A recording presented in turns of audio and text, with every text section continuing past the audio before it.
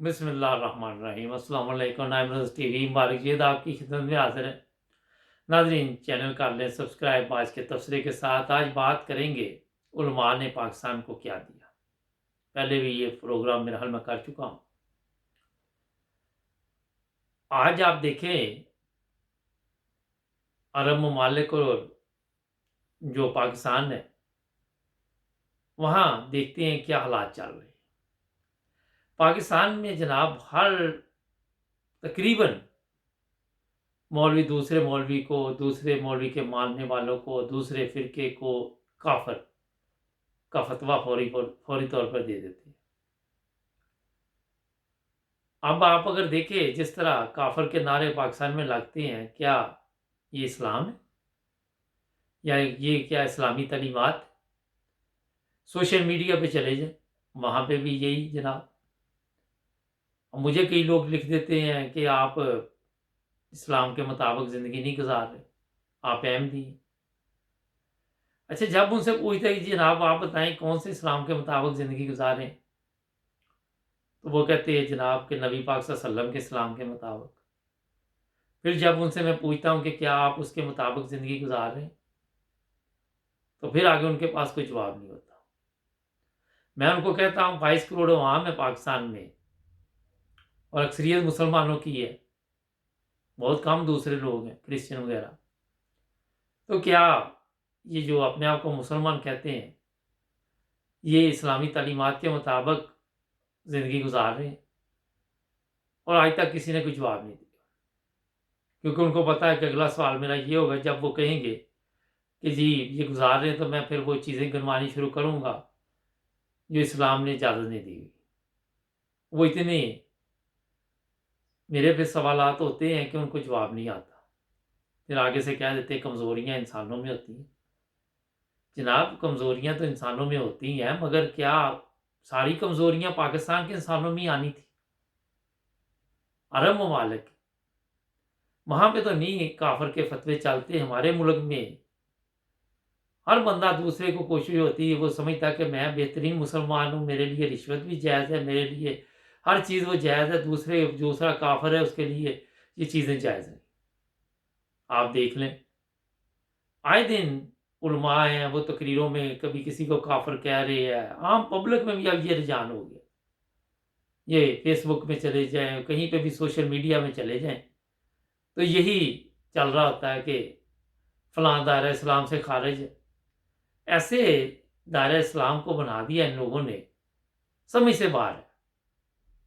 یہاں تو کوئی خود بھی کارنامہ کریں، خود بھی کچھ نہیں کرتے۔ یہ میں آپ کو بتاؤں، یہ سب سے پہلے ذوالفقار علی بھٹو کے دور میں جو کام شروع ہوا تھا، اس کے بعد لوگوں نے مذہب پہ کام تو نہیں کیا مگر دوسرے کے مذہب میں مداخلت ضرور کی۔ جو دوسرے لوگ تھے مذہب کے ان کو پریشان کیا، جو دوسرے فرقے کے لوگ تھے جو اس پہ عمل کر رہے تھے ان لوگوں کو انہوں نے پریشان کیا۔ پاکستان میں عیسائی رہتے ہیں، آئے دن آپ کو نیوز ملیں گی، بچیاں ہیں ان کو جناب جبرن مسلمان کیا جا رہا ہے اور جبرن ان کے ساتھ پھر شادیاں بھی کی جاتی ہیں۔ یہ معاملات ختم نہیں ہو رہے پاکستان میں، دن بہ دن بڑھتے جا رہے ہیں، مگر کوئی بھی اس طرح توجہ نہیں دیتا۔ وہ سمجھتے ہیں یہ معاشرے کا حصہ ہے، زندگی کا حصہ ہے۔ اب آپ غور کریں کہ اگر احمدی کہتے ہیں کہ ہم مسلمان ہیں اور بالکل اس میں حقیقت بھی ہے اور اسلام کے مطابق زندگی بھی گزارتے ہیں، کوشش کرتے ہیں کہ لوگوں کی مدد بھی کریں، انسانیت کی خدمت بھی کریں، وہاں پہ بھی یہ لوگ جا کے ان کو بتاتے ہیں کہ جناب یہ احمدی جو مسلمان نہیں ہیں ان سے کوئی چیز نہیں لینی، اور اس طرح نہ تو خود ان لوگوں کی مدد کرتے ہیں اور نہ کسی دوسرے کو کرنے دیتے۔ افریقہ ہو، پاکستان ہو، انڈیا ہو، بنگلہ دیش، ہر جگہ پہ احمدی جو ہے ان کی کوشش ہوتی ہے کہ جہاں تک ہو سکے لوگوں کی مدد کریں، پوری دنیا میں میرا مطلب ہے۔ زیادہ تو یہ آپ کے ذہن میں کہ غریب ممالک میں، مگر امیر ممالک میں بھی مدد کی ضرورت پڑتی ہے۔ جس طرح یہ کرونا وائرس آیا یورپ، اب کئی جگہ آپ دیکھیں بزرگ لوگ تھے، بوڑھے لوگ، ان کو کوئی مسائل تھے، وہاں پہ بھی احمدی لوگوں نے مدد کرنی شروع کی، ابھی تک کر رہے ہیں، ہر وقت کرتے رہتے ہیں، اور ان کو بتایا کہ آپ کو کسی چیز کی ضرورت تو ہم لا کے دیں گے، باقاعدہ ایک سسٹم کے تحت مدد کی جاتی۔ اچھا، اب ایک طرف آپ دیکھیے یہ عیسائی ممالک کے ہم یہاں پہ رہتے ہیں، انہوں نے مذہب کو ایک طرف رکھ دیا، یہاں پہ آپ کسی بھی مذہب کا بندہ ہو وہ اس نے اپنے مطابق زندگی گزارنی، آپ کسی کو یہ نہیں کہہ سکتے کہ آپ یہ نہ کرو، اپنے مذہب پہ کام نہ کرو، وہ نہ کرو، یہ نہ کرو، یہ نہیں چلتا یہاں۔ مگر وہی بات کہ ہم اپنے پاکستان میں نہ تو اپنے مذہب پہ کوئی کام کرتے ہیں، نہ اس کے مطابق زندگی گزارتے ہیں، بلکہ ہم دوسرے کے مذہب پہ بھی ہمیں یہی مصیبت بنی ہوتی ہے کہ یہ بھی کیوں اچھے کام کرتے ہیں، یہ کیوں لوگوں کی خدمت کرتے ہیں، یہی چیزیں پڑی ہوتی۔ ناظرین، یہ جو میں آپ کو بات بتا رہا ہوں بالکل ٹھیک میں بتا رہا ہوں، اور یہی سب سے بڑی وجہ ہے کہ پاکستان ترقی نہیں کر سکا۔ اب جو لوگ کہتے ہیں جی پاکستان ترقی کر رہا ہے، تو میرا خیال ہے کہ وہ غلط بیانی سے کام لے رہے، کسی شعبے میں بھی ترقی نہیں کی۔ ٹھیک ہے، ایک ایٹم بم بنا لیا، وہ بھی اللہ تعالیٰ نے کو فضل کیا، اگر نہ ہوتا تو انڈیا ہمارے لیے اور مشکلات پیدا کر دیتا، اور یہ اللہ تعالیٰ کا خاص فضل ہے کہ پاکستان کے پاس ایک ایٹم بم کی طاقت ہے، یعنی کہ ایٹمی طاقت ہے، اور عرب ممالک دیکھ لیں ان کے پاس کچھ بھی نہیں ہے، پورے عرب ممالک کو اسرائیل نے مصیبت ڈالی ہوئی ہے، اور جب وہ چاہتے ہیں جو چاہتے ہیں وہ کرتے ہیں وہاں بیٹھے۔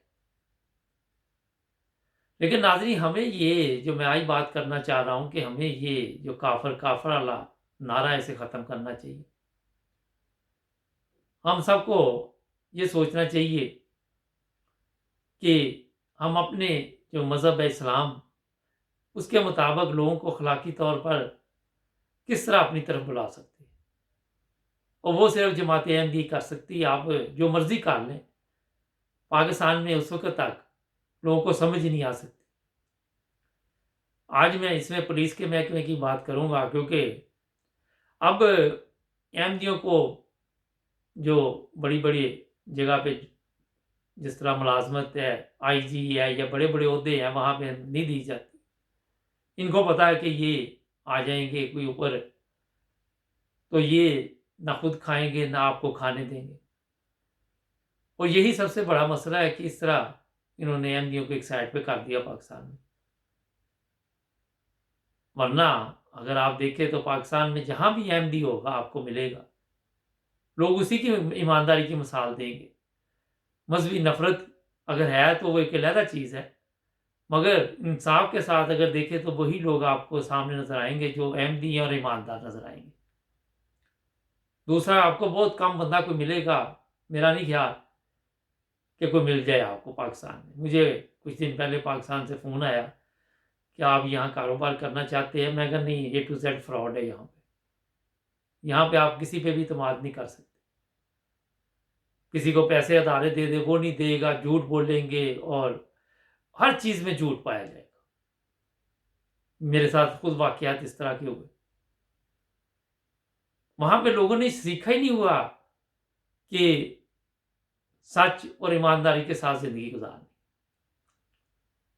جب آپ سے کام ہوگا بڑے اچھے طریقے سے لے لیں گے آپ سے، مگر بعد میں وہ کہیں گے جناب کوئی نہیں ہمارے پاس، اگر آپ زیادہ سے زیادہ پوچھیں گے زیادہ دیں گے، کہیں گے ہم مرتے وقت دیکھے ہی جائیں گے آپ کے۔ اور یہ پاکستان سے جو باہر لوگ آئے انہوں نے بھی کافی فیصد، کچھ ناروے میں یا کچھ ادھر ادھر، انہوں نے بھی یہی چیزیں سیکھی ہوئی ہیں۔ وجہ یہ ہے کہ جس معاشرے میں آپ آنکھ کھولتے ہیں، وہاں پہ جب آپ دیکھتے ہیں ماحول کو، حالات کو، آپ نہ چاہتے ہوئے بھی وہاں ان چیزوں میں جو دوسروں کا حق ہے وہ مارنا اور جھوٹ فراڈ میں شامل ہو جاتے ہیں۔ جو ہم پاکستانی باہر آتے ہیں وہ بھی تقریباً، آپ کو میں صحیح بتا رہا ہوں، 70 50 اور 70% لوگ جو ہیں وہ اپنے آپ کو ٹھیک کرتے ہیں زیادہ. یہاں پہ بھی میں نے دیکھا لوگ جو باتیں کرتے ہیں پاکستان کی سیاست پہ یا کسی کا حق ماننے پہ، وہ حالات وہی ہیں وہاں پہ یہاں بھی آ کے. ہو سکتا ہے اگلی نسل میں بہتری آئے. اب جو یورپ میں دوسرے نئے بچے آ رہے ہیں ان کو ویسے ہی دلچسپی نہیں کہ کوئی کافر ہے کوئی مسلمان ہے، وہ اپنی زندگی میں مست ہے. تو ناظرین آج میں یہ آپ کو بتا رہا ہوں کہ یہ حالات ہمارے اس لیے بھی ٹھیک نہیں ہو رہے کہ ہم اپنے آپ کو تو ٹھیک نہیں کرتے مگر دوسرے میں بے شمار برائیاں تلاش کرتے. اور یہی سب سے بڑی وجہ ہے کہ فوری طور پہ فتویٰ لگا دیتے کہ فلاں کافر ہے فلاں کافر ہے. اس لیے سب سے پہلے پاکستان میں یہ چیزیں جو ہیں ان کو ختم کرنا ہوگا. اپنی حالت کو بہتر کرنے کے لیے ہمیں اپنی اصلاح کرنی ہوگی اور دوسروں کی عزت و احترام کرنا ہوگا. ناظرین ہمارے چینل کو سبسکرائب کریں تاکہ آنے والے پروگرام آپ کو ملتے رہیں. کل پھر نئے تبصرے کے ساتھ ملیں گے. جڑ جائیں نائم روزہ ٹی وی کے ساتھ. اللہ حافظ.